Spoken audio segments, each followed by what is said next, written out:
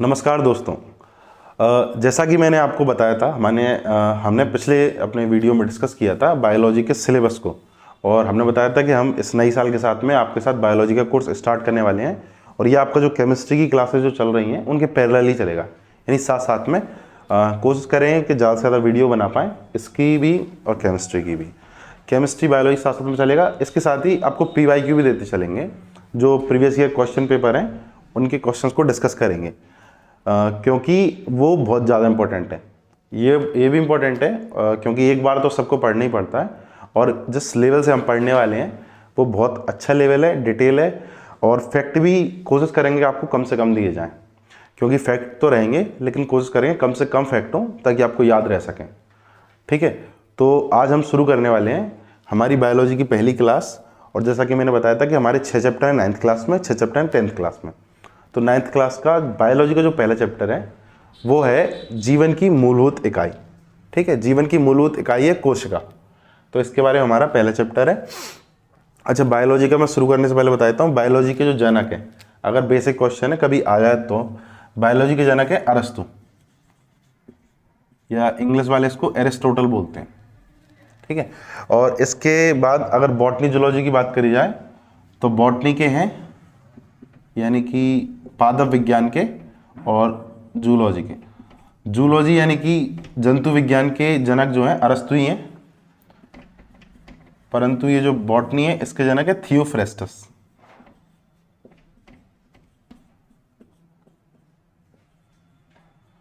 अरस्तु तो जो है काफी सारे विषयों के जनक हैं, राजनीति विज्ञान के ये जनक हैं, काफी सारे विषयों के ये जनक हैं। ये थियोफ्रेस्टस बॉटनी के यानी कि पादप विज्ञान के जनक है। तो ये दो फैक्ट तो बेसिक हो गए, और बायोलॉजी के जनक है अरस्तु। इसके बाद जो हमारे ये चैप्टर के स्टार्टिंग में कुछ फैक्ट्स याद करने पड़ेंगे, जो कोशिका से जुड़े क्वेश्चंस आते हैं, अगर मतलब जब बेसिक क्वेश्चन आते ही हैं 2-3 क्वेश्चन, 10 में से 3 क्वेश्चन बेसिक होते हैं, एकदम सरल होते हैं, तो वो ऐसी जगह से बनते हैं, तो हम इन चीज़ों को भी नहीं छोड़ सकते, इनको याद करना ही पड़ेगा। देखिए, कोशिका जो है ना, उसकी खोज कब हुई थी, जीवित कोशिका की किसने करी है, ये सब चीज़ें पूछी जाती हैं। तो कोशिका की खोज में आपको बता दूं कि रॉबर्ट हुक नाम के व्यक्ति ने करी थी। इनने करी थी 1665 में।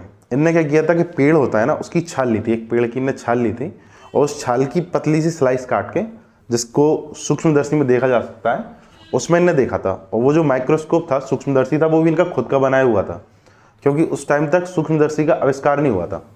तो उससे इनने उसकी जो छाल थी उसको शायद पानी में उबाल कर उसके बाद देखा था। तो उससे क्या हो जाता है कि वो मर गई थी, मतलब मृत कोशिका को देखा था। लेकिन इनने देखा जब, तो उसमें, क्योंकि उस टाइम तक किसी को ये नहीं पता था कि जीव जो होते हैं, यानी जैसे हम ह्यूमन है या कोई भी जानवर है, वो कैसे बना होता है, यानी कोई बेसिक यूनिट है, जैसे कि दीवार होती है, दीवार में कई सारी ईंटें होती हैं, तो इस तरीके से बना हुआ है, या फिर अपने आप में एक चीज़ है, जिस तरह से एक पत्थर होता है पूरा बना हुआ, उस तरह से, या फिर किसी छोटी छोटी यूनिट से मिलकर बना है, ये सब कुछ पता ही नहीं था। तो उस टाइम पर रॉबर्ट हुक ने, मतलब सोचिए 1665 की बात है, कितनी पुरानी बात है, उस समय उन्होंने एक पेड़ की छाल ली और उसको देखा, उनने खुद के बनाए सूक्ष्मदर्शी थे, तो उनको उसमें कुछ ऐसी छोटी छोटी संरचनाएं दिखी, कुछ आप मान सकते हैं इस तरह की, मधुमक्खी के छत्ते के आकार की, बिल्कुल एक जैसी यूनिट्स काफ़ी सारी दिखाई दी। अब उनका जो माइक्रोस्कोप था वो भी उन्होंने खुद नहीं बनाया था, कोई बहुत अच्छे मतलब बड़े लेवल का नहीं था जिससे बहुत जूम दिखता हो, तो उनको ज़्यादा दिखाई भी नहीं दिया उसके अंदर का, पर उनको कुछ ऐसी संरचना दिखी मधुमक्खी के छत्ते के आकार की। तो ये उनको लगा कमरे जैसे हैं, तो उन्होंने इनका नाम दिया सेल। ठीक है, सेल मतलब होता है कोठरी, तो सेल वर्ड दिया, उसका हिंदी मीनिंग हमने कोशिका बनाया बाद में, तो उनने इसको टर्म दिया। तो अगर इसकी अपन पूछें कोशिका की खोज किसने की थी, तो वो रॉबर्ट हुक ने कही थी, और ये जो वर्ड भी है वो भी रॉबर्ट हुक ने दिया था। इसके बाद ल्यूएन हुक ने पानी में जो कुछ जीवों में देखा होगा, तो उनने जीवित कोशिका को उनने देखा है। ठीक है, ल्यूएन हुक ने। अगर जीवित कोशिका की खोज, वैसे ये क्वेश्चन कम ही आएगा, ठीक है, ये मोस्टली नहीं आता है, अगर आएगा तो रॉबर्ट हुक पे ही आता है कि कोशिका की खोज किसने की। ठीक है, ये आ सकता है क्वेश्चन कि कोशिका का जो केंद्रक होता है, जिसे न्यूक्लियस बोलते हैं, कोशिका के हर एक कोशिका के सेंटर में इस तरह की आपको एक बॉडी मिलेगी। वो जो भी सारे कोशिकांग हैं, जो भी सेल ऑर्गेनेल्स हैं, उनको हम आगे स्टडी करेंगे इसी चैप्टर में, और अच्छे से स्टडी करेंगे उनके बारे में, जो जो क्वेश्चन वाले पॉइंट्स बनते हैं उन सबको ही पढ़ने वाले हैं। तो लेकिन क्या है, जो कोनिंद्रक है उसकी खोज किसने की, ये एक इंपॉर्टेंट पॉइंट है। इसके अलावा तीसरी जो बात फैक्ट है, क्योंकि ज़्यादा फैक्ट नहीं देना चाहता मैं आपको, तीसरा जो इंपॉर्टेंट फैक्ट है वो है कोशिका सिद्धांत किसने दिया है। ठीक है, ये क्वेश्चन बिल्कुल इंपॉर्टेंट है कि सेल थ्योरी या कोशिका सिद्धांत किसने दिया है। तो ये दिया है स्वान एंड स्लीडन ने। दो साइंटिस्ट हैं, उन्होंने मिलकर दिया था, स्वान और स्लीडन ने। इनने ये सिद्धांत दिया था कि सभी पादप और सभी जानवर जो जीव हैं वो सब कोशिका से बने हुए हैं। ठीक है, और इसी सिद्धांत में बाद में ये जो वर्चो या विर्चो जो थे, ये एक साइंटिस्ट हैं, इनने ये चीज़ जोड़ दी थी कि ये हर एक कोशिका अपनी पूर्ववर्ती कोशिका से बनती है, यानी पहले किसी कोशिका से बनती है ये कोशिका। तो उसी कोशिका सिद्धांत में वर्चो ने एक चीज़ जोड़ी है। बाकी अगर ये क्वेश्चन आता है कि कोशिका सिद्धांत किसने दिया है, तो वो दिया है स्वान एंड स्लीडन ने। अब ये तो हुए कोशिका से जुड़े फैक्ट्स। अब हम समझते हैं कि कोशिका क्या है, कैसे है या कैसी होती है, तो उसके बारे में जानने वाले हैं। तो अभी मैंने आपको बताया कि जो रॉबर्ट हुक ने कोशिका की खोज की थी वो उनने खुद के बनाए सूक्ष्मदर्शी से की थी, यानी जो बहुत ज़्यादा पावर का नहीं था। इसके बाद जब सूक्ष्मदर्शी का आविष्कार हुआ तो उसके बाद कोशिका की अंदर की चीज़ें भी देखी गई। ठीक है, तो उसके बाद अंदर देखा गया कि मतलब उसमें कई सारी अंदर चीज़ें भी हैं जिनको कोशिकांग हम बोलते हैं, आगे देखेंगे। और कई सारे तो जीव ऐसे भी मिले जो एक ही कोशिका के बने हुए हैं, जिन्हें हम एक कोशिक जीव यानी कि यूनिसेलुलर ऑर्गेनिज्म बोलते हैं। ठीक है, ये पॉइंट जो मैं लिखा ये आपके नोट्स के लिए नहीं है, ये मैं बताने के लिए बता रहा हूँ आपको कि जब सूक्ष्मदर्शी का आविष्कार हुआ तो ये पता चला कि कुछ जीव ऐसे हैं जो एक कोशिक जीव हैं, यानी केवल एक ही कोशिका से बने हुए हैं। तो उनके अंदर भी जीवन को लेकर सारे काम, यानी जीवन के लिए जो जो काम जरूरी होते हैं, जो हम सजीवों के गुण पढ़ते हैं कि उनमें गति होती है, उनमें वृद्धि होती है, वो सारी चीज़ें उस एक कोशिका में भी दिख रही हैं। वो एक कोशिका भी सजीव है तो वो सजीवों के पूरे गुण शो कर रही है। तो इस तरीके से हमको पता चलता है कि जो सेल होती है यानी कि कोशिका होती है वो जीवन की संरचनात्मक एक क्रियात्मक इकाई है।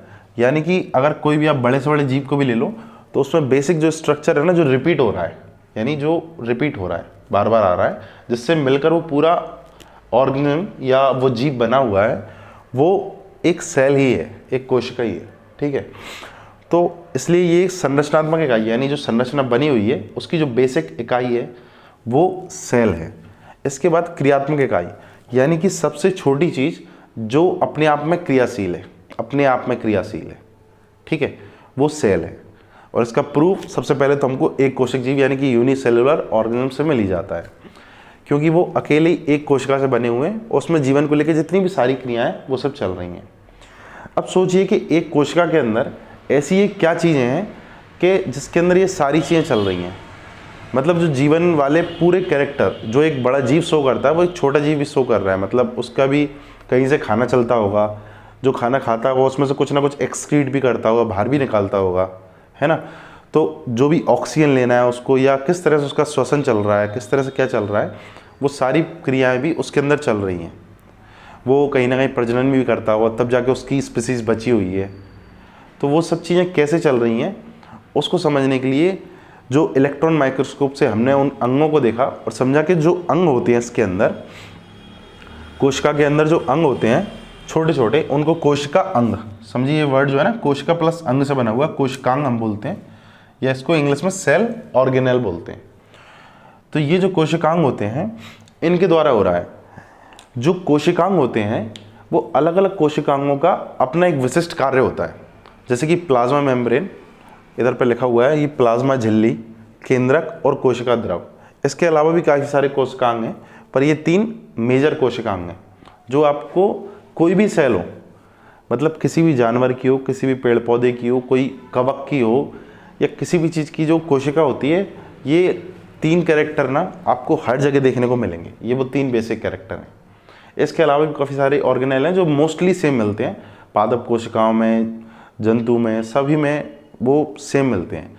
यानी कि ज़्यादातर सेल ऑर्गेनेल जो हैं कोशिकांग हैं वो सेम मिलेंगे आपको सभी के अंदर।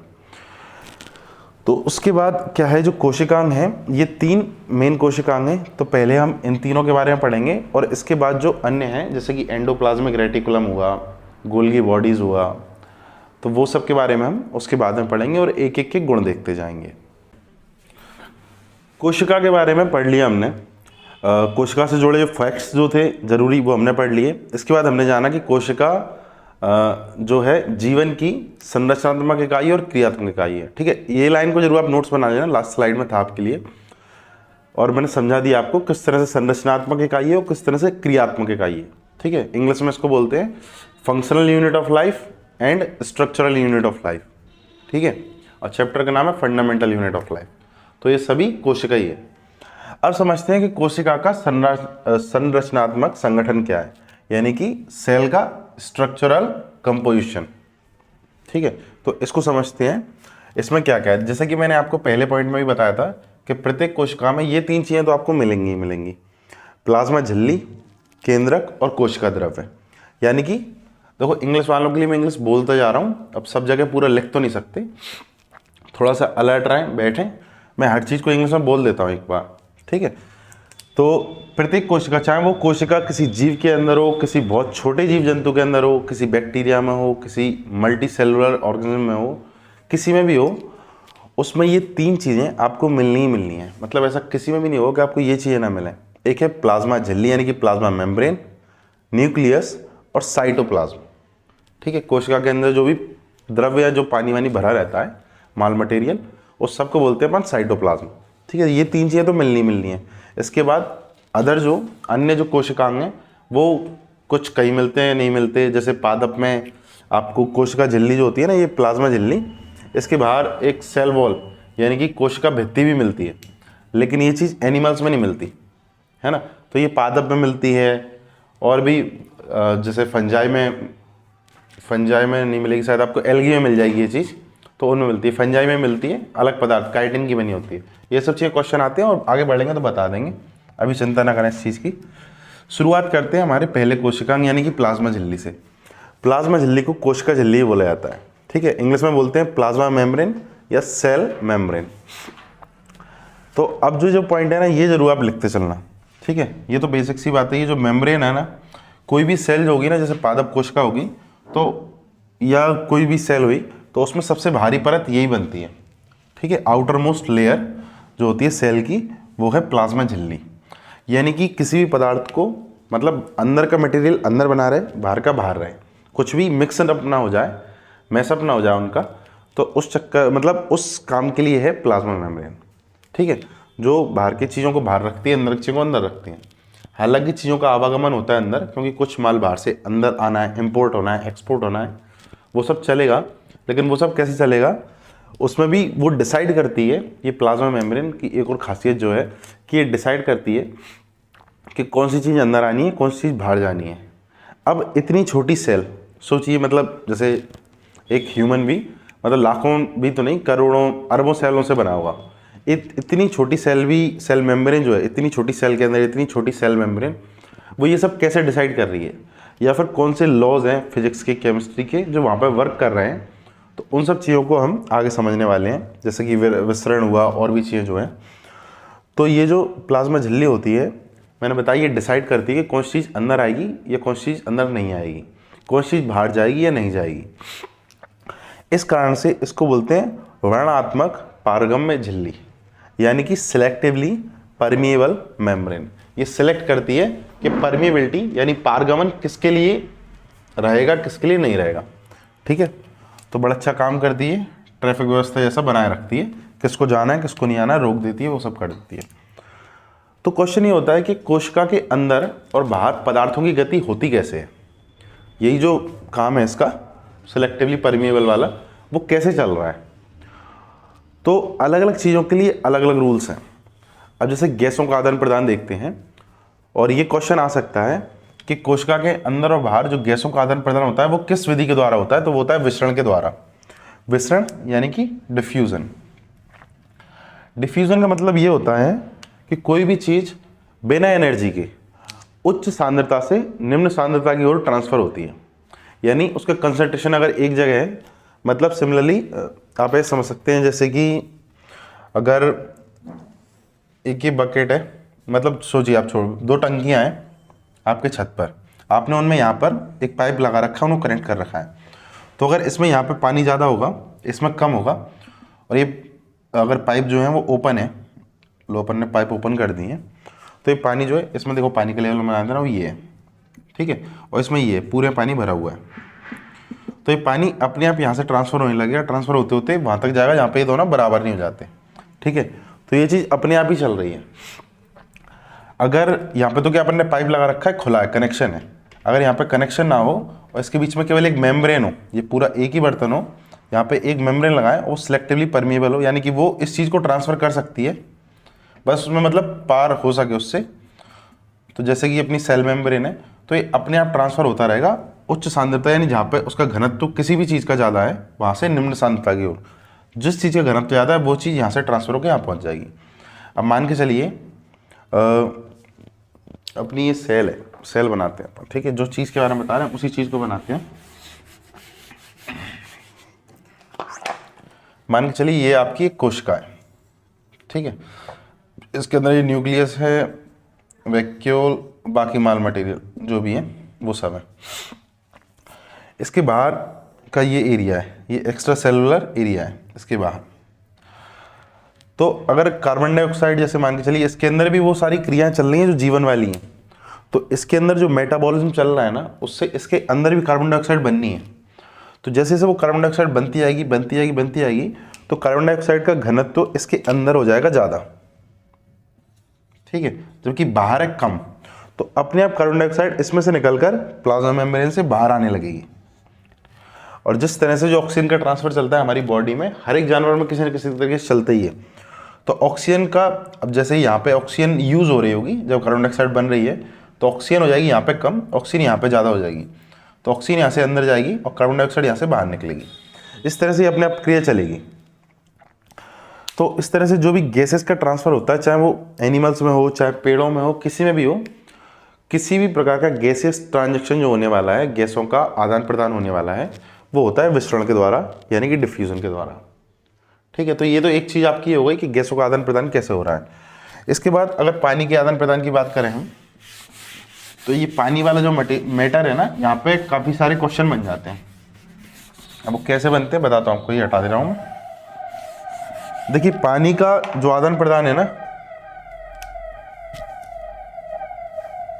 सायरन बज रहा, कोई बात नहीं बजने दो, सायरन, यही सब तो चाहिए अपन को, है ना, सायरन वायरन सुनना आगे चल के, कोई बात नहीं, हल्ला शोर तो रहेगा ही, इस तरह से तो वीडियो ही नहीं बन पाएंगे अपनी डेली की। तो कहीं ना कहीं तो अपन को किसी न किसी समय बनाना पड़ेगा। शोरगुल हल्का फुल्का आता है, लेकिन मेजरली आपको क्लास क्लियर समझ में आनी चाहिए, ये दिखना क्लियर रहना चाहिए, और जो आवाज़ आ रही है वो क्लियर रहना चाहिए, है ना।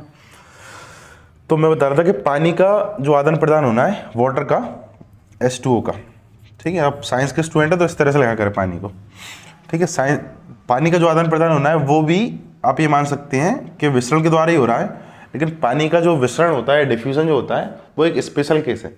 इसको बोलते हैं ऑस्मोसिस, ऑस्मोसिस, और हिंदी में बोलते हैं इसको परासरण, ठीक है। तो पानी का जो आदान प्रदान है उसमें लॉ यही लगना है, विसरण वाला। मतलब लॉ क्या है कि जहाँ पे पानी ज़्यादा होगा वहाँ से कम की तरफ जा रहा है। पानी ज़्यादा मतलब पानी की सांद्रता ज़्यादा है। एक सेकंड, मतलब ये चीज़ थोड़ा समझने वाली है, यहाँ पर समझना आप कि जैसे ये है कोशिका, ठीक है, और ये बाहर का वातावरण। तो आप ये मान लीजिए इसके अंदर भी पानी भरा हुआ है, ये एक्स्ट्रा चीज़ नहीं बना रहा हूँ, कॉन्सेप्ट समझने वाली बात है, क्योंकि बहुत सारे लोगों को तो यहीं पे कन्फ्यूजन होता है। यहाँ पे भी पानी है, ठीक है, अमाउंट की बात नहीं कर रहे, पानी सेम है, ठीक है, पानी जितना बाहर है उतना ही अंदर है, पानी तो रहेगा ही, कुछ नहीं, अमाउंट क्या करेगा उसमें। लेकिन मान के चलिए इसमें कुछ द्रव्य जो है, कुछ सॉल्यूट मान सकते हो, जैसे विले टाइप के आइटम, वो घुले हुए हैं, ठीक है। तो इसमें ये मैं सर्कल से बना दे रहा हूँ ताकि आपको समझ में आए कौन सा ज़्यादा है कौन सा कम है। इसमें ज़्यादा मात्रा में घुले हुए हैं, इसमें घुले हुए हैं कम मात्रा में, ठीक है। तो किस पानी की सांद्रता ज़्यादा है? इस वाले पानी की, है ना। इस पानी में मटेरियल ज़्यादा घुला हुआ है तो इसकी डेंसिटी ज़्यादा हो गई है, इसका मतलब इसमें जो कंसंट्रेशन बोलते हैं, सांद्रता बोलते हैं, वो इस पानी की ज़्यादा है, इस पानी की कम है। तो पानी कहाँ से कहाँ को ट्रांसफ़र होगा? अधिक सांद्रता से कम सांद्रता की ओर नहीं होगा, पानी होगा यहाँ से ट्रांसफ़र, क्योंकि यहाँ पे इसमें घुला हुआ पदार्थ ज़्यादा है ना। तो पानी का जो मतलब पानी अपने आप में जो है ना वो यहाँ पे ज़्यादा है, ठीक है। आप समझिए दूसरा पदार्थ अगर टोटल मिला के आपका एक यूनिट है, जैसे कि मान के चलो यहाँ पे अंदर 100 यूनिट है और बाहर 100 यूनिट है, और मैं कहूँ 100 यूनिट में से टोटल 100 यूनिट है, इसमें पानी भी है और ये मटेरियल भी है, तो इधर मान के चलिए पानी है 70 और मटेरियल है 30, ठीक है। यहाँ पे पानी हो रहा है अपना 80 और यहाँ पे ये मटेरियल हो रहा है 20, तो पानी यहाँ पे ज़्यादा है ना, यहाँ पे कम है पानी वाला पार्ट, ठीक है। जबकि अपन कहेंगे टोटल जो पानी की सांद्रता है वो यहाँ पे अधिक है। तो अगर पानी मतलब सॉल्यूशन की, आप यहाँ पे सॉल्यूशन बोलिए पानी की जगह, ठीक है, यानी विलयन, विलयन है ये। तो जो कम सांद्रता वाला विलयन होगा ना पानी, वहां से अधिक सांद्रता वाले विलयन की तरफ परासरण करेगा। क्लियर? मतलब मेरे हिसाब से अब ये जो 100 80 20 बता दिया ना, इसके बाद क्लियर हो जानी चाहिए बात, और नहीं हो क्लियर तो एक बार इस चीज़ को फिर से देख लेना कि पानी जो है मतलब हर चीज़ उच्च सांद्रता से कम सांद्रता, जैसे कि एयर का जो फ्लो होता है ना वायुमंडल में, वो इस तरह से होता है, जहाँ पे वायु का घनत्व ज़्यादा है वहाँ से कम घनत्व की ओर जाता है ना। जैसे जब ज़मीन गर्म हो जाती है, जहाँ पे गर्मी ज़्यादा होती है, वहाँ पे वायु हल्की होकर ऊपर उठ जाती है, तो जहाँ पे वायु का घनत्व ज़्यादा होता है वहाँ से वायु कम घनत्व की तरफ आती है। हर चीज़ का ऐसा ही है कि जहाँ पे उसका घनत्व या उसका जो सांद्रता ज़्यादा है ना, कंसंट्रेशन ज़्यादा है, वहाँ से higher concentration to low concentration. लेकिन ऑस्मोसिस का जो केस है ना वो भी यही विसरण वाला ही है, लेकिन यहाँ पे क्या है, पानी का मटेरियल जो सॉल्यूशन है ना, कम सांद्रता वाले सॉल्यूशन से अधिक सांद्रता वाले विलयन की तरफ जा रहा है, ठीक है।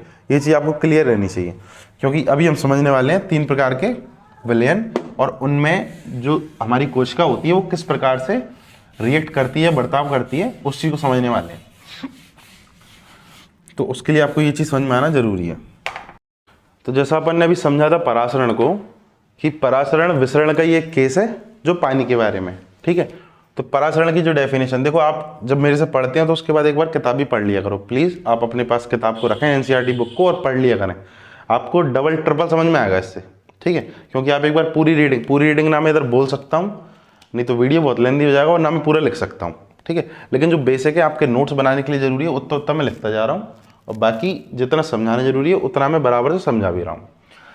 जो विसरण का स्पेशल केस है पानी वाला, उसको बोलते हैं हम परासरण या ऑस्मोसिस, ठीक है। इसकी डेफिनेशन के तौर पे आप समझ सकते हैं कि जल के अणुओं की जो गति होती है प्लाज्मा झिल्ली से, चाहे वो अंदर की हो चाहे बाहर की ओर, उसको अपन परासरण बोलना है, ठीक है। मतलब जरूरी नहीं प्लाज्मा झिल्ली के बाहर भी, जहाँ पर कहीं पे भी पानी की गति होती है उसको ऑस्मोसिस बोलते हैं, ठीक है। लेकिन यहाँ पे अपने केस में ये चीज़ को अपन बोलने वाले हैं ऑस्मोसिस यानी परासरण। एक बार फिर जो मैंने पिछली स्लाइड में आपको बताया था वो फिर से बता दे रहा हूँ कि उच्च जल की सांद्रता, ये किताब में लिखा हुआ है एनसीईआरटी में कि परासरण कहाँ से कहाँ की ओर होता है। उन्हें लिखा है उच्च जल की सांद्रता से निम्न जल की सांद्रता की ओर, ठीक है। ये बात कंफ्यूजिंग थोड़ी सी हो सकती है किसी को भी, मेरे को भी पढ़ के थोड़ा कंफ्यूजिंग लगा, लेकिन वो ठीक लिखा है बिल्कुल। देखिए मैं बताऊँ आपको, उच्च जल की सांद्रता कहाँ पर होगी, जहाँ पे विलयन जो है ना, जो सॉल्यूशन है वो कम सांद्र है, यानी जिसमें मान के चलिए एक सॉल्यूशन है, आपके पास 100 ml वाटर है, आपने उसमें 1 चम्मच नमक डाला, ठीक है। तो और दूसरी तरफ आपने कहीं पे मान लीजिए यहाँ पे दिख रहा है आपको, मान के चलिए आपके आप 2 बीकर हैं, इनमें 100 ml वाटर है, ठीक है, इसमें भी 100 ml वाटर है। आपने इसमें 1 चम्मच डाली है नमक की, और यहाँ पे आपने डाल दिए 20 चम्मच, ठीक है। थोड़ा बहुत नहीं, अपन ने अच्छा खासा अंतर कर दिया इन दोनों में, चम्मच बिल्कुल सही, ठीक है। तो ये जो विलयन बना है ना, ये विलयन कम सांद्र है, ठीक है। और ये जो 20 चम्मच वाला है, ऑब्वियस सी बात है कि ये ज़्यादा सांद्र विलयन है, ज़्यादा कॉन्सेंट्रेटेड है, ये डाइल्यूटेड है इसके कंपैरिजन में, और ये कॉन्सेंट्रेटेड है इसके कंपैरिजन में। पहले वाले ए की कंपैरिजन में बी जो है वो कॉन्सेंट्रेटेड है और ये डाइल्यूट है। तो जो जल की सांद्रता है, यानी जल का अपने आप में जो घनत्व है ना, वो इसमें ज़्यादा होना है, क्योंकि इसमें नमक बड़ा कम है, ठीक है। और इसमें नमक चूंकि इतना ज़्यादा हो चुका है कि जल की खुद की सांद्रता कम हो गई है, विलयन की सांद्रता तो बहुत ज़्यादा है इधर पे, ठीक है। तो अगर अपन जल के विशेष केस में बोलेंगे तो ऐसा बोल सकते हैं कि उच्च जल की सांद्रता से निम्न जल की सांद्रता की ओर, क्योंकि कोई भी विसरण जो भी डिफ्यूजन होता है वो उच्च सांद्रता से निम्न सांद्रता की ओर होता है, तो बिल्कुल वैसे ही इसका है। लेकिन अगर आप इसको प्रैक्टिकली, हमारे क्या समझ में आता है कि कम सांद्र विलयन से अधिक सांद्र विलयन की ओर जा रहा है, ठीक है। तो आप इस लाइन को एज इट इज लिख लें और आपको समझ में आ गई होगी बात। यहाँ तक है, नहीं आई हो तो फिर वही बात एक बार फिर से देख लेना। अब जो जल की सांद्रता है ना, उसके अकॉर्डिंग कोई भी विलयन एक सेल के लिए 3 प्रकार का हो सकता है। एक ऐसा विलयन हो सकता है जो जिसका जो सांद्रता है वो सेल की सांद्रता से कम हो, सेल यानी कोशिका की सांद्रता से कम हो। यह ऐसा हो सकता है कि जिस विलयन की जो सांद्रता है कोशिका की सांद्रता है लगभग लगभग बराबर है। ठीक है। एक ऐसा विलयन हो सकता है जिसकी सांद्रता कोशिका की सांद्रता से ज़्यादा है। तो ऐसे विलयनों के नाम जो है वो ये हैं, अल्प परासरण दाबी। ठीक है, अल्प से ही समझ जाइए कि इस विलयन की सांद्रता कम है। ठीक है, इसको इंग्लिश में बोलते हैं हाइपोटोनिक सॉल्यूशन। इसको बोलते हैं आइसोटोनिक, समपरासारी विलयन जो है इसको बोलते हैं आइसोटोनिक सॉल्यूशन, और अतिपरासरण को बोलते हैं हाइपरटोनिक सॉल्यूशन। तो इस प्रकार से ये होगा 3 प्रकार के विलयन। किसके कॉन्टेक्स्ट में या किसके संबंध में ये बोल रहा हूँ, ये कम ज़्यादा एक कोशिका के संबंध में। अब देखो पहला जो हमारा विलयन है अल्प परासरण दाबी विलयन, इसमें क्या है, जो कोशिका है इसके अंदर मैंने देखो ये पॉइंट्स बनाए ना, ये आप समझ लो नमक है, और ये बाहर जो पॉइंट बनाया ये भी नमक समझिए। तो इसके अंदर मैंने 6-7 पॉइंट बनाए हैं, बाहर मैंने केवल 3 पॉइंट बनाए हैं, दिख रहे होंगे आपको। तो ये जो बाहर वाला विलयन है ना, इसकी सांद्रता है कम। अंदर वाले जो विलयन है यानी इसका जो मटेरियल है सेल के अंदर, उसकी सांद्रता ज़्यादा है। तो कम सांद्रता वाले विलयन से ज़्यादा सांद्रता वाले विलयन की तरफ पानी को गति करना है। ठीक है, तो पानी क्या करेगा, इसके अंदर जाएगा, है ना, और जैसे ही अंदर जाएगा तो कोशिका क्या करेगी, फूलने लगेगी। तो अगर क्वेश्चन कैसे आते हैं अंदर पे, देखो बिल्कुल इजी क्वेश्चन आते हैं, लोगों को पता नहीं होते हैं, क्योंकि लोगों को ये चीज़ थोड़ा कभी समझ में नहीं आ पाती, हाइपोटोनिक क्या है, हाइपरटोनिक क्या है, अति परासरण दाबी क्या है, कंफ्यूज हो जाते हैं। ठीक है, तो बिल्कुल ये केस आप ऐसे याद रखना, अल्प का मतलब है कि बाहर वाला जो विलयन है ना उसकी सांद्रता है कम, और कम सांद्रता से पानी को जाना है अंदर ज़्यादा सांद्रता वाले एरिया में, ज़्यादा सांद्रता वाले विलयन की तरफ। तो सेल का क्या होगा, सेल फूलने लगेगी, कोशिका इस केस में फूलने लगेगी, या फूलेगी या फूलने लगेगी। ठीक है, अब यहाँ पे एक और बात ये है, मतलब ये समझने वाली बात है कि जो पानी की गति है ना, अकेला जरूरी नहीं है कि इसी तरफ होगी, पानी की गति इधर से इधर की तरफ भी होगी, इधर से इधर की तरफ भी होगी। पर क्या है, बाहर का विलयन जो है कम सांद्रता का है, तो ज़्यादा गति इस तरफ होगी। मतलब जो नेट रिजल्ट हो गया, जो शुद्ध रिजल्ट बोल सकते हैं ना अपन, जैसे नेट इनकम, मैंने भी कुछ पैसे तुमको दिए, तुमने भी कुछ मेरे को दिए, पर तुमने ज़्यादा दिए, तो अगर ज़्यादा पैसा मेरे पास आया है, ठीक है, तो पैसा मेरा बढ़ा है, आपका कम हुआ है, ये शुद्ध रिजल्ट है। शुद्ध रिजल्ट ये होगा कि पानी अंदर ज़्यादा जाना है। ठीक है, जबकि गति दोनों तरफ चलती है, क्योंकि मेम्ब्रेन जो है ना, कहीं पे भी उसमें दोनों तरफ गति स्टार्ट हो जाती है, अगर वो किसी के भी कनेक्शन में है तो। ठीक है, समझ में आ गया होगा। दूसरे केस को देखते हैं, समपरासारी विलयन। इस विलयन में क्या है कि इस विलयन की जो सांद्रता है ना, और जो सेल के अंदर, कोशिका के अंदर जो सांद्रता है वो लगभग लगभग बराबर है। तो इस केस में क्या होना है कि पानी अंदर भी जाना है और बाहर भी आना है, पर वो इतना होना है कि लगभग लगभग बराबर हो जाएगा। तो शुद्ध जो पानी का ट्रांसफ़र हुआ है या उसका जो आदान प्रदान हुआ है वो बिल्कुल निल है, 0 है। ठीक है, तो इसमें सेल का साइज वही का वही रहता है। ठीक है, अगले में देखते हैं अति परासरण दाबी। ठीक है, यहाँ पे जो अति का मतलब समझिए आप ज़्यादा से, अति का मतलब ज़्यादा होता ही है, तो अति या हाइपर, इसका मतलब है कि जो हमारा विलयन है ना बाहर, उसकी सांद्रता बहुत ज़्यादा। देखिए इस विलयन में कितना सारा नमक घोला हुआ है, ये नमक के कण है ऐसा मान लीजिए आप, और अंदर कितने कम है, अंदर मैंने हर एक में उतने ही बनाए, लगभग लगभग 6-7 डॉट बनाए। तो इसमें क्या होना है कि बाहर सांद्रता ज़्यादा है ना और अंदर कम है, तो सेल में से पानी बाहर ज़्यादा निकलेगा, वैसे दोनों साइड जाएगा वही बात, लेकिन बाहर ज़्यादा निकलेगा। तो इसमें क्या होगा, सेल पिचकने लगेगी। ठीक है, सेल जो है सूख जाएगी, कोई भी कोशिका।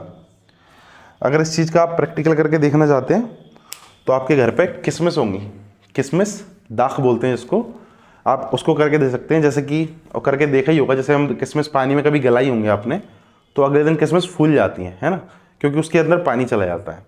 कभी आप एक काम करना, बहुत सारा नमक या शक्कर घोल देना एक पानी में, ठीक है, उसमें डाल देना वो किशमिश को, उसके बाद देखना वो किशमिश ना एकदम पिचक जाएंगी, क्योंकि ज़्यादा पानी उनसे बाहर निकल जाएगा। ठीक है, तो इस तरह से आप इन चीज़ों को समझ सकते हैं। और यहाँ पे सीधा क्वेश्चन क्या क्या आता है कि इस प्रकार के विलयन में सेल क्या करेगी, फूलेगी, पिचकेगी, उतना ही साइज रहेगा, क्या रहेगा, वही इस क्वेश्चन में आ सकता है, वही इधर पे आ सकता है। ठीक है, जल की गति, परासरण क्या होता है, किस तरफ से किस तरफ की ओर होती है, ये भी क्वेश्चन बनता है। ठीक है, तो यहाँ पे थोड़ी इंपॉर्टेंट स्लाइड है, ध्यान से पढ़ें, समझ में नहीं आया दोबारा देख लें, और अच्छा हो कि आप वीडियो के बाद एक बार किताब जरूर पढ़ लें, एनसीईआरटी पढ़ते चलें साथ में, ताकि आपका एक बार कवर हो जाएगा। इस तरीके से अगर हमने ये बायो एक बार कवर कर लिया ना, बायो केमिस्ट्री फिजिक्स जो भी साइंस है हमारा, तो विश्वास मानिए कि आपका कोई भी एग्जाम हो, जितने भी एग्जाम हमने ऊपर लिख रखे हैं, ये कोई भी एग्जाम आपका पटवारी हो, एमपी का कोई भी एग्जाम है, मैं तो कह रहा हूँ एमपीपीएससी तक है ना, आपको साइंस के विषय में कोई दिक्कत नहीं आएगी। ठीक है, ये मेरी गारंटी है आपको। और आज की वीडियो देखिए, बहुत मेहनत लगती है वीडियो में, तो अगर अच्छी लगी हो, समझ में आई हो, तो लाइक ज़रूर करें और कमेंट करके बताएं कि समझ में आया, अच्छा लगा। और अगर कोई चीज़ नहीं आ रही, कहीं पर कोई दिक्कत है, तो वो बता दें कि सर ये टॉपिक समझ में नहीं आ पाया, तो हम देख लेंगे क्यों समझ में नहीं आया, तो उस टॉपिक को या तो अगली बार समझा देंगे या उस तरह के टॉपिक में देखेंगे क्या कमी है, तो उसमें सुधार करने का प्रयास करेंगे। ठीक है, तो कमेंट ज़रूर करें और कमेंट करके हमें बताते रहें कैसा क्या चल रहा है, तो उससे पता चलता है। वीडियो अच्छी लगी हो लाइक करें, अपने दोस्तों के साथ शेयर करें, उनको भी बताएं, क्योंकि अभी एग्ज़ाम का टाइम आ ही आया है। जब तक वैकेंसी आएगी आपका साइंस काफ़ी हद तक हो जाएगा। तो देखते रहें हमें, और वीडियो को शेयर करें, चैनल को सब्सक्राइब करें, हमारे साथ बने रहें। धन्यवाद।